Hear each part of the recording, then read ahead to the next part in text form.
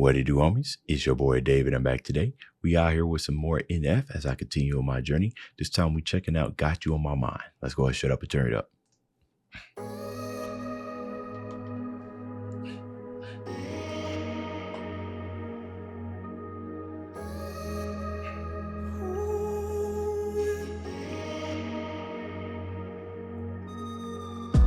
Started with phone conversation and I flew out to see you. It's raining outside.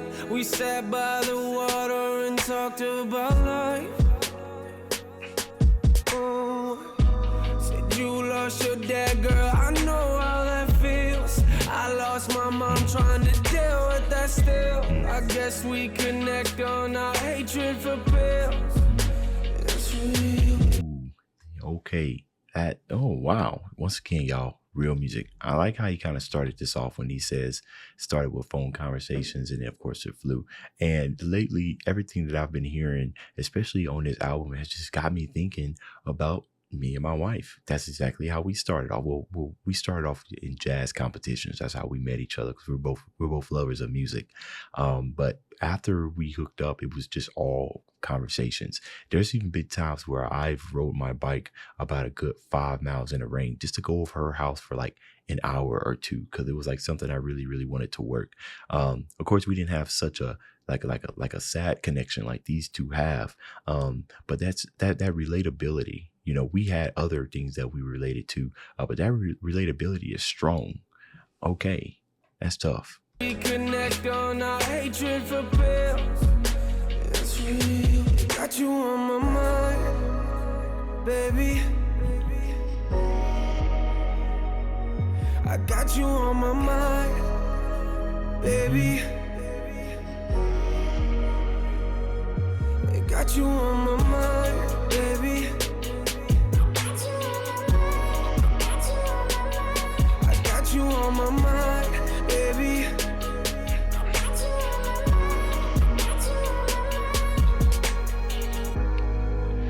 You want to know something? Sometimes my crazy head to be thinking about all kinds of stuff.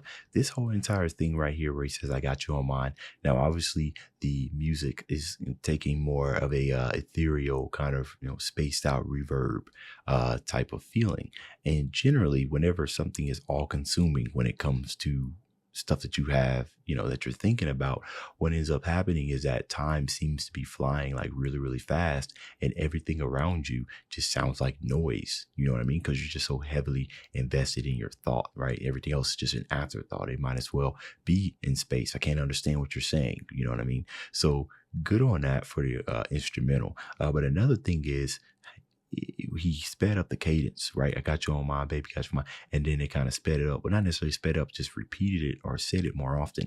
That's how things often is when you got somebody on your mind. It starts off like this little thought, but then it starts tumbling, like snowballing into something that's just all consuming. So that's represented in the instrumental and in the way that this hook is structured. Perfect stuff. Things I never. Got me thinking things I never used to. I'm not the phone type, I'd rather be with you. Sometimes I hold back from saying I miss you, but I miss you.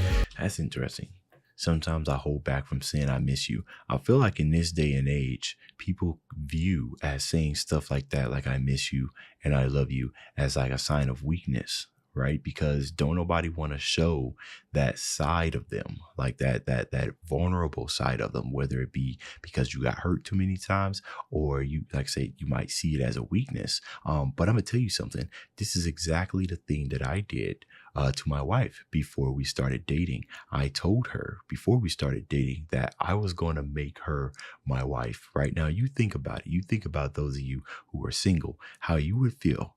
Man or woman was to come up to you and say, I'm going to make you my wife someday. You'd probably be creeped out. You know what I mean? And honestly, to this day, I'm surprised that she went along with it. You know what I mean? That's how I knew she was the one, because she was just like, really now? She said that. And I was like, oh, you didn't run away, but I feel like it could be a little silly, and that's a very vulnerable thing, like to say, like, I'm gonna make your wife, like you thinking that far ahead, or hey, I love you, hey, I miss you, and stuff like that.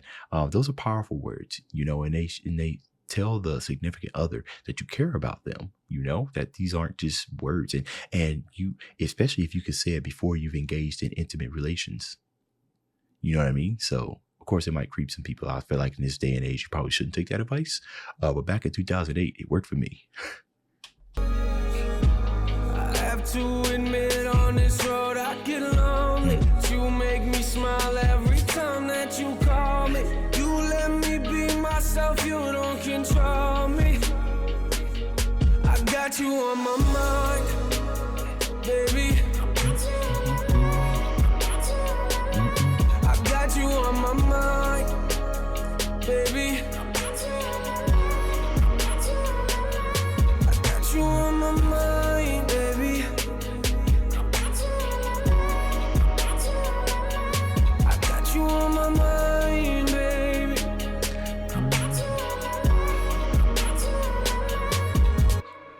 Laying in my bed, I'm just staring at the ceiling, baby. I just wanna know if you feel what I'm feeling, baby. Got you on my mind, yeah. Tell me what the deal is lately. Deal is lately. Deal is lately. I'm a man of my word, girl, believe that. I'm a closed book, but somehow you learn to read that. Know that I should relax, hate the way I react. Thinking that I'm good, but you know I'm about to relapse. Thinking that I'm good, but you know I'm about to relapse. Oh my goodness, I love how he held that out. About to yo, that's crazy. You guys know that, whenever you're going on like an addiction or something, right? And then you sustain from it for a very, very long time, then of course the whole entire thing about the relapse is that when you do relapse, you end up consuming way more, right? Because you're trying to because your body is craving this, or you're craving to go back to the way things are. So you might do it in a very quick hurry, or in a very powerful, potent type of way, right? It's powerful. Like relapse are generally really, really powerful. So the fact that he sustained that relapse kind of gives sense to how serious it is to relapse. And not only that, but the emotion that he put in that end of vibrato, like he didn't let it go. I love that type of stuff, man. I got you on my mind, baby. I got you on my mind, baby. Don't you know that? Yeah. I got you on my mind, baby. I got you on my mind.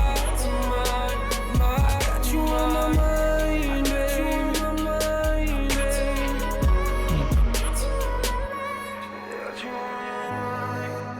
Oh, yeah. Baby, I got you on my mind. Oh, yeah. I got you on my mind, baby. I got you on my mind, baby. Got you on my mind.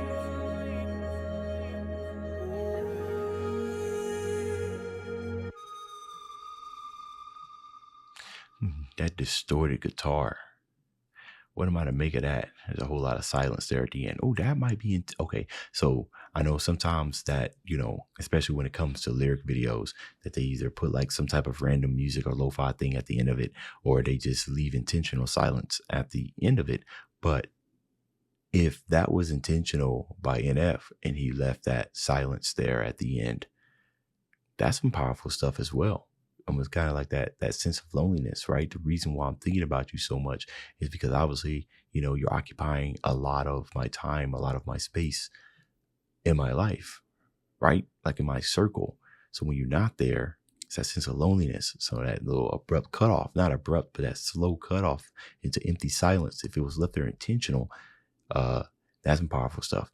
Now that distorted guitar, I found that quite interesting because obviously if we focus, we can hear the melody, but it's so distorted that it leaves us scrambling like, okay, what's going on? It sounds so dirty. It sounds so nice, but we're sitting there, we're trying to find the beauty in that melody.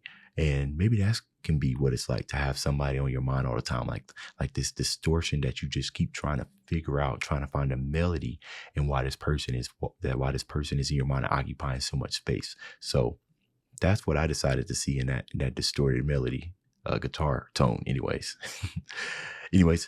thanks for sticking around for the commentary. That's the end of this video. If you enjoyed the content, leave a like and subscribe. Dave's out.